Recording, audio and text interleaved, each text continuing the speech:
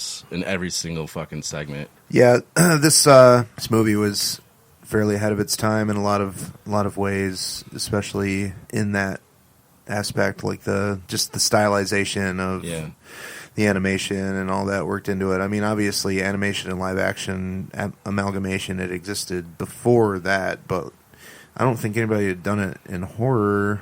Maybe, I don't know. I don't remember the name of the segments, but I Want My Cake. Then, that's Father's Day. Okay. And then the second one, Geordie, is The Lonesome Death of Geordie Verrill. Which is just it's definitely misplaced. It's the weak point of the film, but it's still very entertaining. Yeah, just see Stephen King as an idiot. And like one of the things I've always wondered about that segment is like, does Vince McMahon know that his voice is in the movie Creepshow? It is? Because like, yeah, he's watching wrestling. Oh, okay, yeah. And like, you can clearly hear McMahon like just doing his commentating. So I don't even know if that was WWF back then. That might have been. Yeah, it was. Well, it might have been when it was still his father's company, and it was like WWF. WWF. The Worldwide Wrestling Federation. Oh, I always thought it was WWF. Well, it was when he took it over. Oh, okay. That's kind of stupid, the extra W. Yeah. That's like when people say their .coms, www. Like, don't fucking say that. You don't have to say that anymore. You don't have to everybody knows. It's not like you, like, why don't you just start http // www. If we did our plugs for our websites. Oh my God, nobody would ever listen to us again. So the third one is Tide You Over, something to tide you over. Leslie Nielsen, that was and awesome. Then The Crate. And Crate's my favorite. Yeah, my favorite too. Yeah. Very much. And They're Creeping Up on You. Yeah. Which is my second favorite. Really? I like Father's Day second. And then Father's Day is fourth. I like The Crate. The Father's Day one just seemed like it seemed to go on and on for a minute. I was like, yeah, it takes a minute to get going. Yeah, I was like, this is still going. I still loved it, but yeah, it's great. And then The Tide You Over is my third, and then Creeping Up on You. What is it? They're Creeping Up on You. Yep, and then Geordie last, but right. Geordie is still good, like we said. Absolutely. We never reviewed this, so Creepshow I'm going to give a 9.25, and there's a lot of 9s getting thrown out in these early Romero films. So yeah, I'm going to give that one a 9. That's your favorite anthology, so no other anthology is getting a 9 from you. That seems a little low for your favorite. Well, I mean, I already gave, I gave Dawn a 9 point. What did I give Dawn, a 9.5? Yep. So I can give it a 9.25. Yeah. And then we're going to jump up to Day of the Dead, 1985. We're done with Creepshow now. Yeah, we just scored it. Oh, okay. Do you have anything else to say about Creepshow? I don't know. I could really talk about Creepshow all day.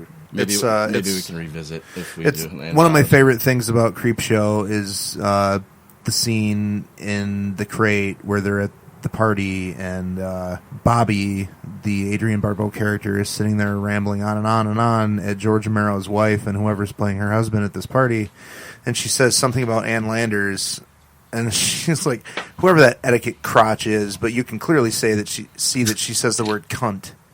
Like her mouth says the word cunt, but it's an overdub of the word crotch. And like, really? They made him fucking change that? That's funny. Let's jump into Day of the Dead. Wait, what's after Creepshow? Day of the Dead. Oh, is it? Okay. And I want to mention the time between the Dead trilogy is impressive because he leaves that universe for 10 years going into Dawn, and he comes back 8 years in Day. And Day of the Dead special to me because Savini, after Dawn, got to hone his craft with other works. Yeah, and the slasher stuff. Yeah, so when he comes back to Day, they're all peak performance. Like the zombie effects and just the effects in Day of the Dead are the best zombie. And the use of real live intestines from animals. Well, I mean, they did that in Dawn too. Oh, yeah, but and the gut rip in Dawn is not quite as good as the Rhodes gut rip, but it's like fucking pretty close. Every single character in Day of the Dead I like. They're all the shitheads, the fucking. But they're cowards, all like super. They're all like way over the top. They're not like relatable, real life, believable characters like Dawn. They're like comic book characters. A little bit, yeah. And Rhodes, I see his point through the whole fucking film. I see both sides. Well, yeah, I mean, I see Cooper's point in Night of the Living Dead. If they'd have done what he said at the beginning, they'd have all fucking lived. Mm-hmm. And that's one of the brilliant things about the way that Romero does things is like the villains are nasty and shitty and fucking unlikable, but a lot of the time they're right. You Yeah. know? Yeah, I mean, Rhodes is all about survival, not fucking training a fucking zombie. And then also, rewatching this the other day, the guy who did Bub is the absolute fucking best zombie of all time. Like, that guy was made to play a zombie. I don't know if he's done any other zombie. Have you ever seen any interviews with him? No. He's a super funny, cool dude. He was in an episode of Seinfeld. He's done some other stuff. Yeah. Yeah, he's just like he seems like a dude that I would like hang out with. Just kind of funny, laid back dude. You would hang out with anyone who was in a horror movie. It's true. Yeah. Well, I don't know, maybe not. We can call. You want to give Scott one more call? And I told him that like he likes Day, so okay. God damn. He might not even answer because he's probably fucking getting sick of this shit. We don't even let him talk. Please enjoy this Verizon ringback tone. Well, your party's reached.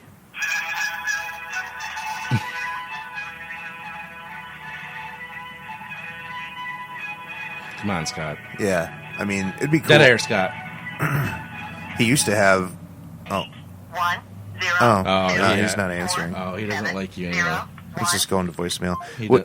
He's done with that. Hey, well, give me his number so I can fucking... He's not going to know my number, so let me... Oh, I should do the deep voice, too. It'd be cool if he still had his old voicemail, because he used to have a personalized voicemail from John Kassir and the Crypt Keeper voice. It was fucking awesome. All right, let me change my voice so he doesn't know it's us. Hello. All right, it's... Now I'm going to call from... All right. The Well, number... I'm going to edit out when you tell me his number. Oh, I'll just show you. Oh, wait a minute. How come yours is like that? I don't know. Because you don't know how to use your... Oh, there you go. I can't do the deep voice. I still kind of sound like that. Oh, you fixed it. Okay. All right, so here's the... You just want me to do... Hello? Hey, Scott, this is Joey from PopHorror.com. How you doing? What's going on, Joey? Hey, we need you to do a write-up on Day of the Dead, so I'm pretty sure you're well-versed in Day of the Dead, right? Oh, yeah. Awesome. Really quick, just run it down, just make sure that you know what you're talking about. We need our top guy on Day of the Dead, so give us some knowledge on... Day of the Dead, that's just probably one of the best movies out there. Best zombie film, hands down. I'd give that a 10 out of 10. Savini's work on it is fantastic. The gore is probably like top notch. What else can I say? The isolation is great. Hang up. Bubs is fucking awesome. Thank you. He really thought I was the dude from PopHorror.com. But, like, he couldn't hear your voice in that... Oh, yeah, that's true. I can't. He heard your real voice. That sucks. All right, but nobody else is going to know that. No, you just let the cat out of the bag. Well, that makes it even funnier. Stupid. So he gave it a 10 out of 10. That's that one... I didn't know that it was his favorite. I thought he liked Dawn better. Is there something between 9.25 and 9.5? You can go 9.35. I'd go like 9.33. There you go. I'm going 9.5. It's my favorite Romero film. I kind of want to say by far because it has I've watched this movie at least 15 times over my life. And over my life, I don't know if that's... Throughout my life. Throughout my life. And I could watch that movie every year. There are a few things about it that kind of fucking I don't like all the fucking weird like Caribbean style music. Well, the guy's Billy Ocean's in the movie. That's not Billy Ocean. I know it looks just like him. Yeah, it kind of does.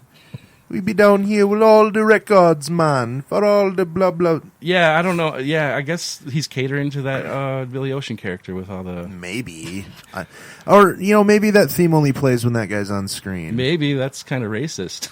Huh. I've never really paid attention to see if that's the case or not. And then the one guy, I don't remember the names, but Jesus, Mary, and Joseph, he says it like 5 times. Oh, the alcoholic. The maintenance guy. Yeah. That guy's cool. Yeah. All the characters are cool. Yeah, and then the demise at the end and how it's set him? up. No, just how the whole demise of every character at the end is set up. The guy, the... Oh, yeah, they all have pretty fucking big-time cool deaths. Just the guy with his revenge.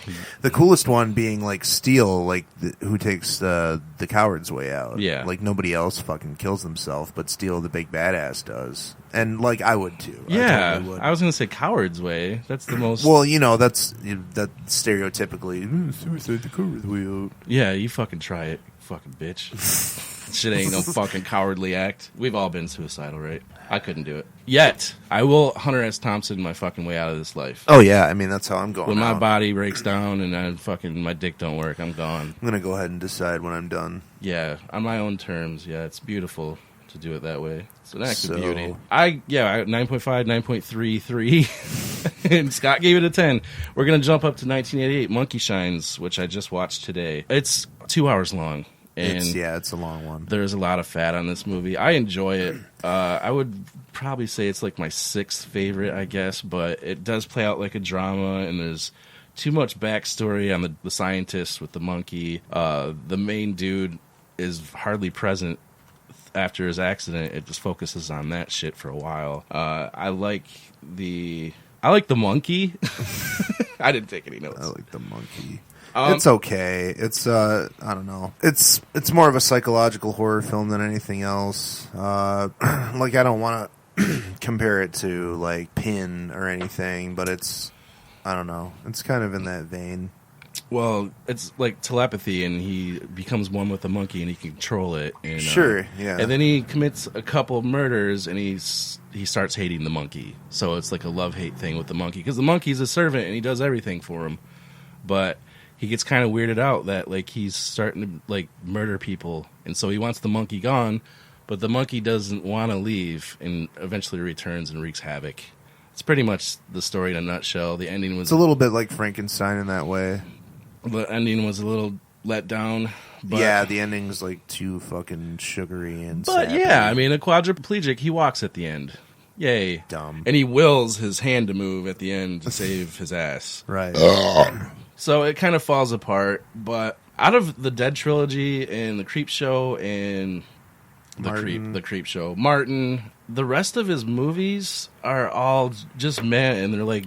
I like Land of the Dead and The Crazies and a few other things more than. I skipped out Crazies.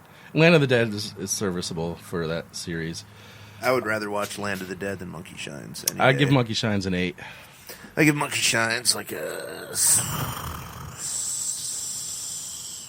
7. If it was an hour and a half, yeah, I mean the extra 25 minutes. That's about how much fucking he should have cut out, really, honestly. It shouldn't have been 2 hours long. I would have scored it higher. I don't even know if I really want to give it a 7. Maybe like a 6.75. For the most part, it was a drama.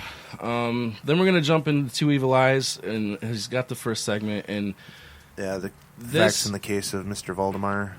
In this movie, it's a perfect format, because if it was any longer as a full feature, it wouldn't have been good. And if it was any shorter, like a fucking Tales from the Crypt or Creep Show, it wouldn't have been as effective. It wouldn't have been as fleshed out. And I always thought, like, when I watched Two Evil Eyes, it just got upstaged by Black Cat, but when I watched it critically, it doesn't. It's right up there with the Black Cat. I disagree. I think you do? I think Argento wins that movie. Oh, I always just would watch the Black Cat and not that. I watch them both, but I didn't this time because I was just watching the Romero stuff. I've watched the Black Cat probably 4 times, and this one now 2. I would just skip to the Black Cat because the Black Cat builds paranoia and anxiety so perfectly with Harvey Keitel. Yeah, I find Black Cat to be not like far superior, but like, I don't know, it has quite a bit of lead on. Yeah, and you watched this recently critically, right? So yeah, I just watched. Yeah, just a few days ago. As a reviewer, so did you like it more, or? I like it about as much as I always did. Okay. It's a cool story. It's his take on it is... That's a really fucking cool way to make a living dead person. Like, he died while under hypnosis. Yeah. That's a really fucking cool twist at... Poe was a fucking genius for sure. Yeah. Like, so far ahead of his time that it's not even funny. Corman and Price tackled this story in Tales of Terror. That's a horror anthology, and I didn't see that one. One of the segments is the facts in the case of Mr. Valdemar, co-starring Basil Rathbone. I'm not sure which version the ending is faithful to the story, or if either is faithful to the story. I haven't read the Poe story in a long time. How different are the endings in the movies? Well, the ending in Corman's version, Mr. Valdemar goes after the doctor because, like, the wife isn't in on it. It's, like, the doctor, and he's forcing her to be in on it, and he, like, kills the doctor and then dies and rots. But, like, you know, in Romero's version, there's all this business with the others, and then they come through and kill Yeah. everybody. You Yeah. know, so yeah. In Romero's version, the wife is in on it, and there's the others, and like I need to go